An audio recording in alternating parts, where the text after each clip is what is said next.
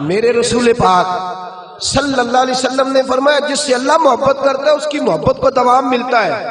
زمین والے بھی پیار کرتے ہیں، آسمان والے بھی، فرشتے بھی کرتے ہیں تعظیم میری۔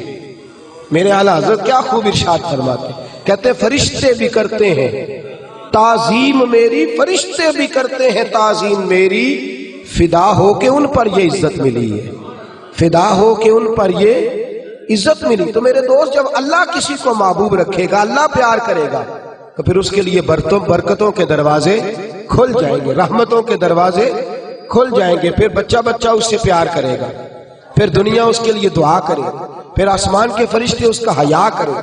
اللہ پیار کرتا کس سے ہے؟ اللہ کے پیار والے بندے کون سے؟ اللہ کی محبت ہے کس سے؟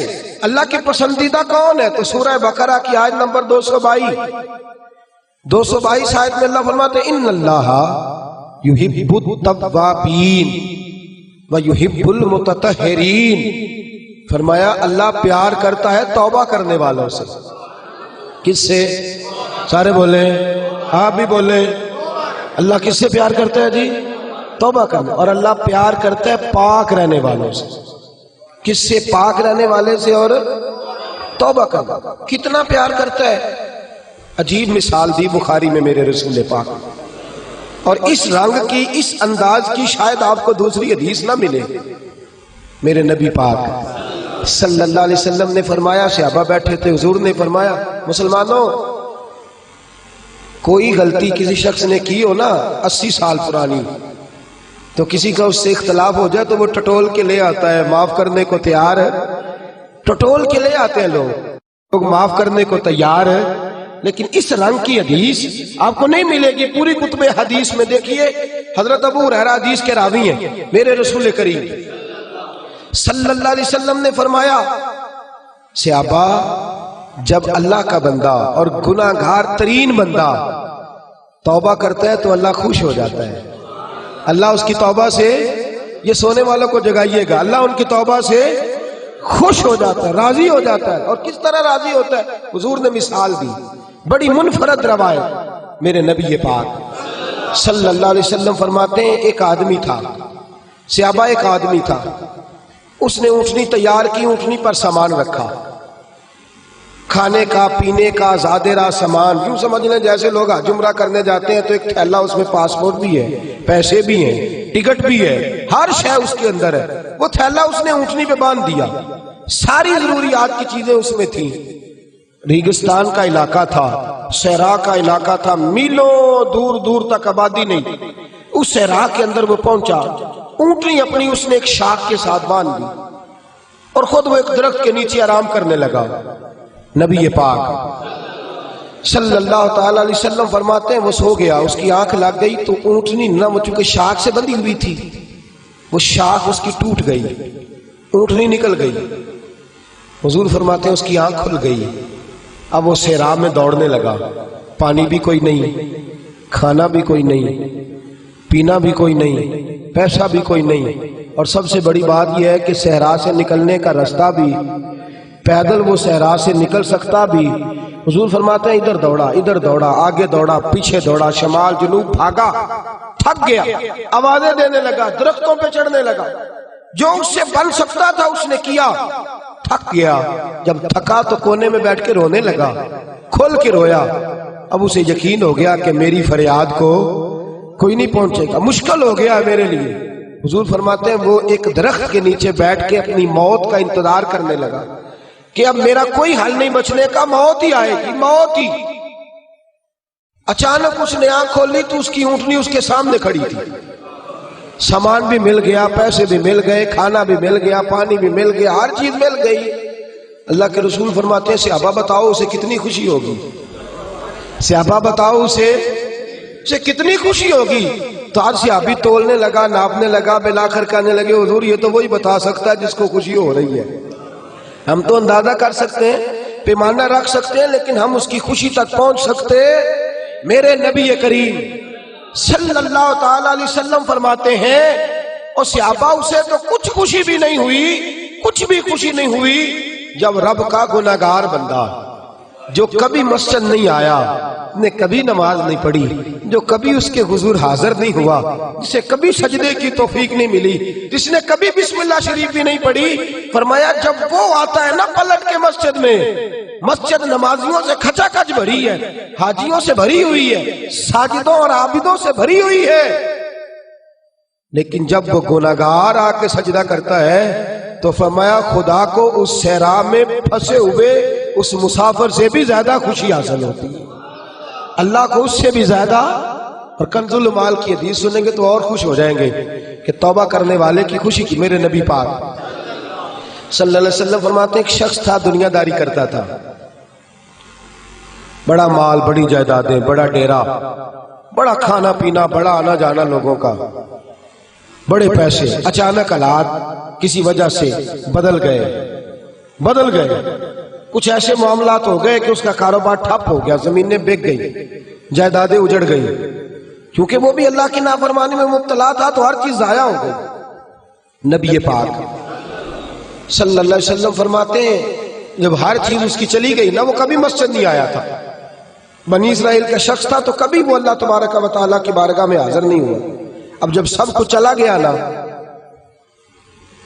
کوئی وہ دوست سجن جو پہلے بڑے قریب تھے وہ آہستہ آہستہ پیچھے ہٹنے لگے، 2-4 دن تو ادھارے پیسے دیے، پھر اس کے بعد کہنے لگے کہ تو بھکاری ہو گیا ہے، بھکاری، وہ تیری آنکھ یا سنگ ملامت کی چبھن کون پہنچا ہے میرے درد کی گہرائی تک، دور شہرت میں تو یاروں نے کیا یاد بہت، ساتھ آیا نہ کوئی کوچہ رسوائی تک۔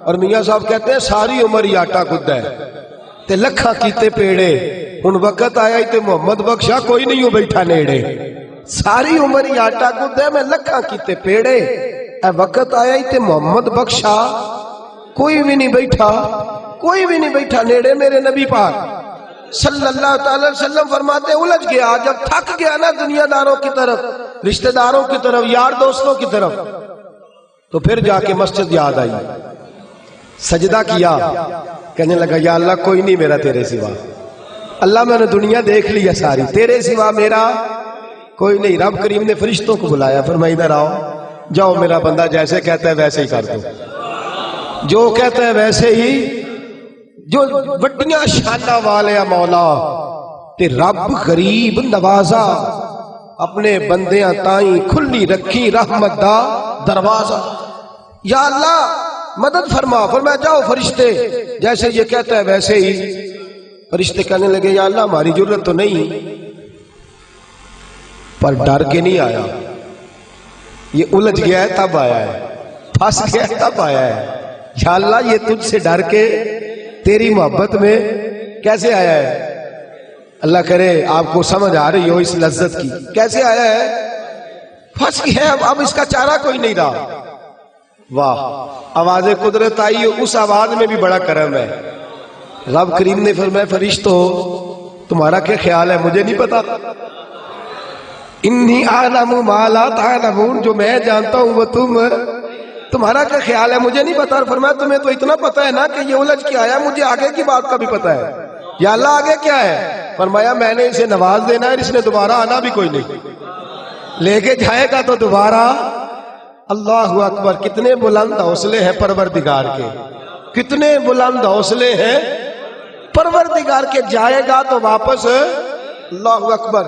میرے حبیب فرماتے ہیں بنی اسرائیل کا وہ شخص تھا، اللہ نے دے دیا، چلا گیا لے کے، دوبارہ پھر بھول گیا، پھر ڈیرے، پھر وہی جھوٹے یارانے، وہی دوستیاں، وہی سارے معاملات، الجھ گیا، پھر انہی کاموں میں الجھ گیا۔ کچھ وقت پھر آیا تو حالات پھر خراب ہو گئے، پھر دوست سجن جو کہتے تھے نہیں نہیں اس وقت اور تھا اب اور ہے، پھر بدلنے لگے، پھر اس سے رخ پھیرنے لگے، حالات پھر بگڑنے لگے۔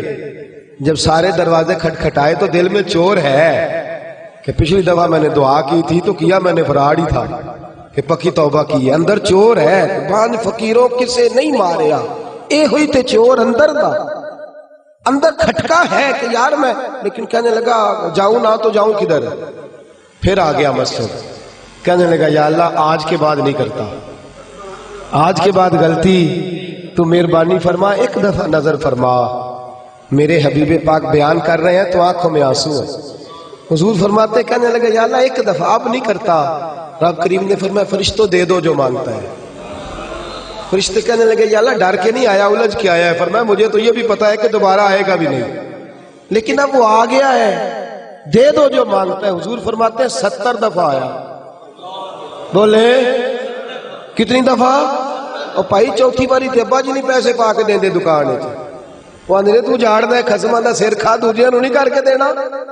2-3 دفعہ ڈال کے دیتے ہیں تجارت کاروبار, چوتھی دفعہ کہتے ہیں موج کر بھائی, تو ضائع کر دیتا ہے, تجھے نہیں دینے. 70 دفعہ آیا, 70 دفعہ. خدا کے پسندیدہ بنو, لوگوں کے پسندیدہ نہ بنو. ان کی تو پسند پہ 3 دفعہ پورے نہیں اترو گے تمہیں دھتکار دیں گے, جوتے کی نوک پہ نہیں رکھیں گے. 70 دفعہ آیا, 70 دفعہ ناپسندیدگی کا کام کیا. ایک دن پھر رات کو اٹھا, اب الجھا نہیں, اب مال ہے, دولت ہے.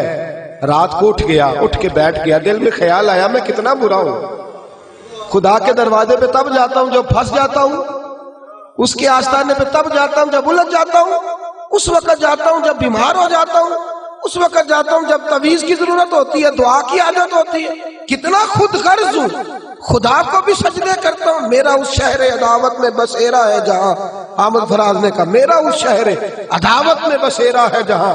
لوگ سجدوں میں بھی لوگوں کا برا سوچتے, میں کہاں بس رہا ہوں کہ یہاں بھی میرا لالچ ہی ہے. اٹھا, پھر تڑپا, مصلی بچھایا تو مصلی آنسوؤں سے بھیگ گیا.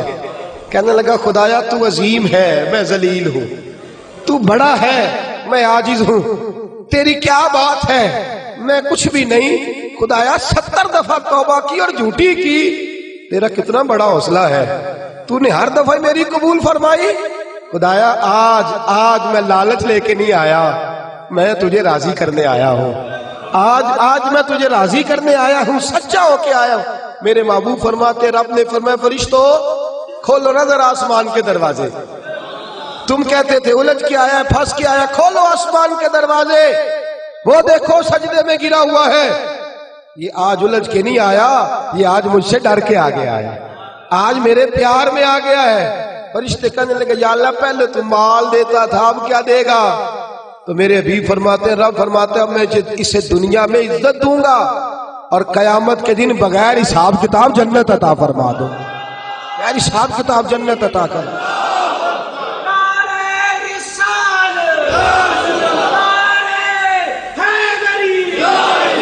میرے دوست چھوڑ دنیا کی پسندیدہ, روز نیا رنگ اختیار کرنا, بندے مجھے پسند کریں, روز نیا سٹائل اختیار کرنا لوگوں کی. اب یہ رواج آ گیا, اب یہ رواج آ گیا, اب یہ چکر چل گیا. نہیں جی نہیں, اب میری حویلی بتی بڑی اچھی ہے, بڑی خوبصورت ہے, اور سارے میرج ہالوں میں شادیاں کرتے ہیں. میں نے دنیا چھوڑ, دنیا کبھی کبھی کوئی پسندیدہ بنا ہے, تجھ سے ایک مکر کراتے ہیں, پھر کہتے ہیں دوسرا بھی کر, پھر کہتے ہیں تیسرا بھی کر.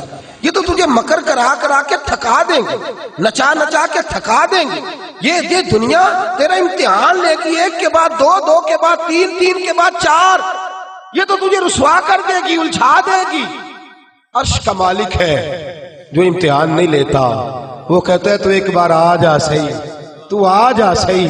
میرے حبیب فرماتے ہیں تیرا کام پہنچ جانا ہے, اور پھر رب کا کام تیرے لیے رحمتوں کے دروازے کھول دینا ہے. لیکن مصیبت میں بھی اب یاد خدا ہم کو نہیں آتی. اکبر الہ آبادی کہتے ہیں مصیبت میں بھی اب یاد خدا ہم کو نہیں آتی, دعا منہ سے نہ نکلی, بس جیبوں سے عرضیاں نکلی. اب بھی ہم جتنے تک دفتروں کے کاٹتے ہیں, کبھی 2 مسجد کے کاٹ لینا. اللہ کے پسندیدہ بنو, اللہ کے پسندیدہ, رب کریم کے پسندیدہ بنو. وہ جس طرح چاہتا ہے اس طرح کے بن جاؤ, جس طرح اللہ تمہیں پسند کرتا ہے اس طرح کے بنو, جس طرح کے رسول پاک صلی اللہ علیہ وسلم تمہیں پسند کرتے ہیں تم اس طرح کے بنو, جس طرح کے حضور چاہتے ہیں اس طرح